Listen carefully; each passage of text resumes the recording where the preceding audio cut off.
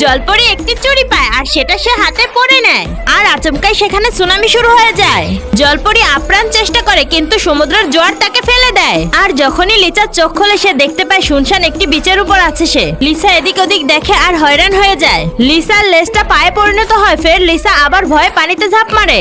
আর যখনই পানিতে ঝাঁপ দেয় তার পা আবার লেজে পরিণত হয়। ওই সময় নদীর কিনারে একটা ছেলেকে দেখা যায়। এরপর লিসা তাড়াতাড়ি পানির মধ্যে ডুব দেয়। ছেলেটি মেয়েটিকে দেখে না কিন্তু মেয়েটির অনেক আগ্রহ জন্মে ছেলেটির ব্যাপারে জানার জন্য।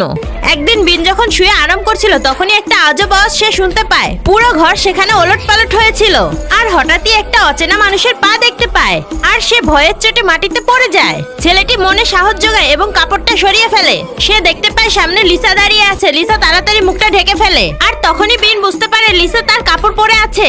এরপর বিন রাগে চিল্লিয়ে ওঠে। বিনের চিল্লাপাল্লা শুনে লিসা ভয় পেয়ে যায়। বিন তার শার্টটা খুলে নেওয়ার জন্য হাত বাড়ায় কিন্তু লিসা জোরে একটা লাথি মেরে দেয়। বিন অনেক দূরে ছিটকে গিয়ে পড়ে এবং লিসার শক্তি দেখে বিন অবাক হয়ে যায়। যেই লিসা সমুদ্র দেখে সে একটা জোরে দৌড় মেরে দেয়। কাচের সাথে গোতা খেয়ে একদম ভর্তা হয়ে যায়। লিসার বেহাল দশা দেখে বিন তাকে রশি দিয়ে বেঁধে রাখে। বিন পুলিশকে ফোন করে এবং প্রমাণের জন্য ভিডিও করে রাখে।